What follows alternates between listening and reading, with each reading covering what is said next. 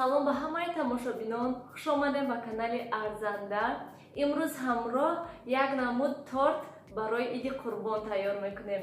Аниқтараш торти шоколадни тайёр мекунем, бо хамири бисквит ва дар мультиварка тайёр мекунем.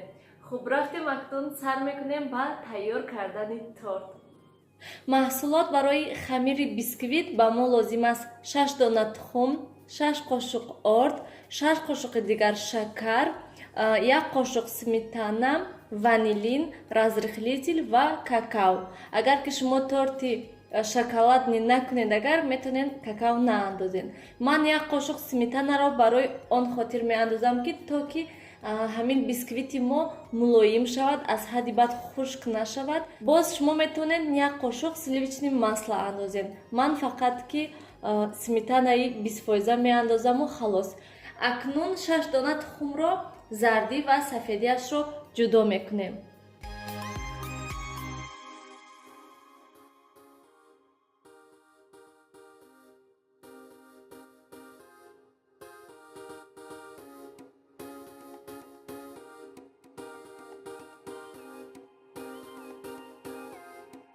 зарди ва сафеди тухмро ҷудо кардем. акнун сафеди тухмро бо миксер хуб лат мезанем. сафеди тухмро лат задем. акнун ванилин меандозем ва шакарро низ меандозему ва то об шудани шакар сафеди тухмро лат мезанем. тамошобинони гиромӣ, чӣ хеле ки мебинед, ман сафеди тухмро лат задам. сафеди тухми шумо низ, тамошобинони гиромӣ, бояд ки ана ҳамин хел шавад. ва акнун ба сафеди тухм зардиҳоро низ меандозем ва боз ками дигар лат мезанем.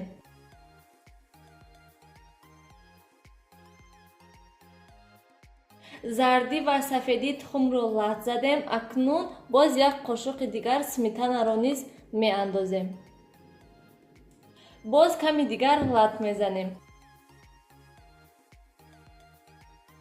тамошобинони гиромӣ, чӣ хеле ки мебинед, ҳамаи маҳсулотҳоро омехта кардем. акнун ба орд 1 пачка разрыхлительро меандозем. какаоро низ меандозем. ва акнун ба маҳсулоте ки тайёр кардем ордро меандозем. омехта мекунем. акнун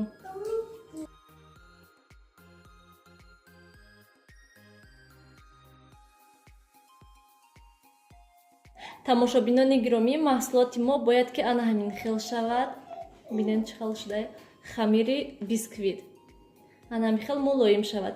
ва ман аллакай ба деги мультиварка каме ба гирдаш равған молдам, дар поёнаш бошад пергаментни бумага мондам, то ки бисквит дар ҳама чӣ мечаспад. барои ҳамин ман хостам ки тагашта пергаментни бумага кунам, то ки осон шавад хестанаш. ва акнун маҳсулоте ки тайёр кардем ба деги мультиварка меандоземша.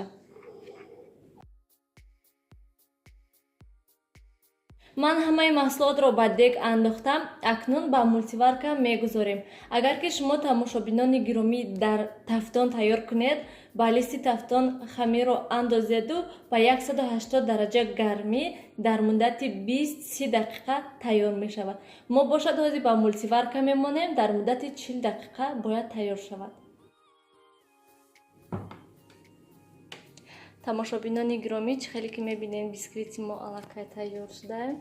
ҳозир бо дандонкобак, яъне зубочистка месанҷем. дидем, зубочистка тозаҳа, яъне бисквити мо тайёр шудааст аллакай. мемонемша камтар хунук шавад.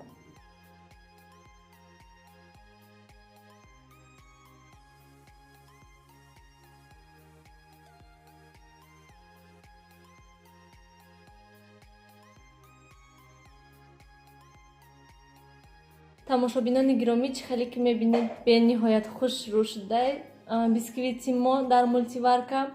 ва акнун мемонем ки бисквит пурра хунук шавад ва баъд бисквитро мебурем. гарму гарм буридан дар кор нест бисквитро. Агар ки саросема бошад, агар метонен ҳамин бисквитро ба ягон салафан печонда дар яхдон монен, яъне дар холодильник, морозильник не, дар холодильник монда хунук карда баъд буред. Ҳам буриданаш осон мешад, ҳам вақте ки мебуред хушрӯ як хел бурида мешад. Ози гарму гарм буред, агар дарунаш мечаспад. Тамошобинони гиромӣ, то хунук шудани бисквит мо акнун кремро тайёр мекунем. Креме ки ба ман бисёр маъқул аст, ман ба бисёр тортҳо ҳамин кремро истифода мебарам. Барои мо лозим аст сливкиҳои 33%, сметанаи 20% ва 100 грамм дар инҷо сахарни пудра мебошад. Боз шумо метавонед ки сахарни пудраро бисёртар андозед, агар ки шумо ширин хоҳед. Ва шумо метавонед танҳо сливки бо сахарни пудра ё ки сметана бо сахарни пудра тайёр кунеду бас. Чӣ хеле ки ба худи шумо маъқул аст, шумо метавонед ҳамон хел барои торт крем тайёр кунед. Лекин ба ман ана ҳамин намуд крем маъқул аст, барои ҳамин ман ҳама вақт ҳамин кремро истифода мебарам. Дар аввал сливкиҳои 33%ро ба ягон коса меандозем. Бояд ки сливкиҳо хунук бошад, дар яхдон бошад. Акнун сливкиҳоро бо миксер лат мезанем то ғафс шуда нашад.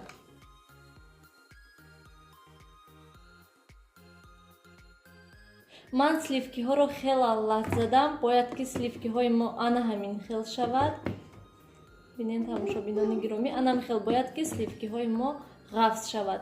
Ва акнун агар ки сливкиҳои шумо 33% бошад ва хунук бошад, агар тез ҳамин хел мешаванд, тез ғафс мешаванд. Ва акнун ба сливкиҳо сахарни пудраро меандозем ва боз акнун лат мезанем.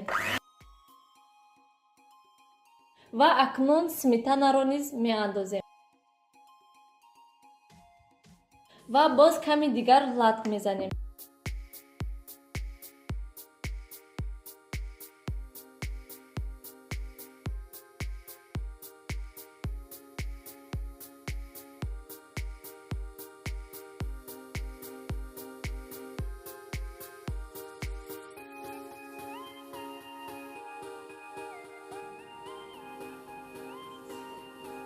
Тамошобинони гиромӣ, чӣ хеле ки мебинед, ман аллакай кремро тайёр кардам ва бисквитро ду тақсим кардам.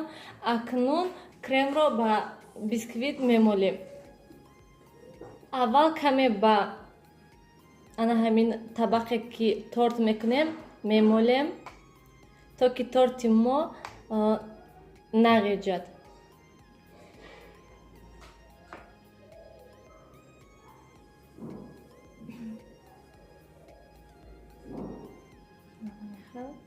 Ва акнун крем мемолем.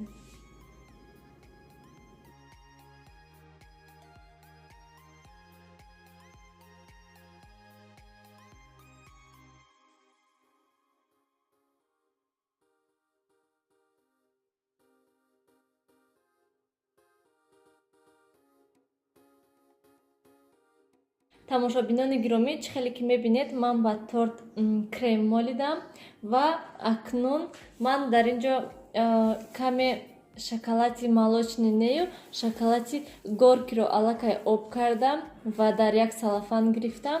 Акнун тортро оро медиҳем.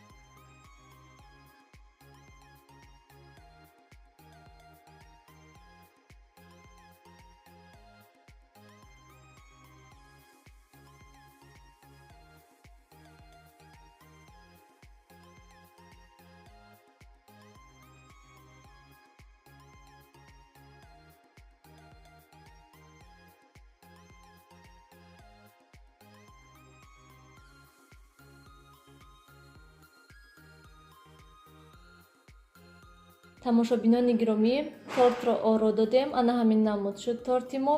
Боз ба худи шумо чӣ хеле ки маъқул бошад, шумо ҳамин хел метавонед оро диҳед.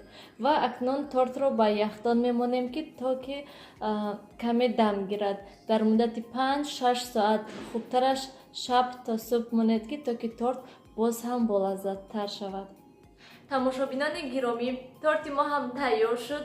шумо низ ҳатман барои наздикони худ ва барои рӯи дастархони худ тайёр кунед. ба ҳамаи шумо иштиҳои таом хайр. То дидори оянда дар паноҳи худо бошед.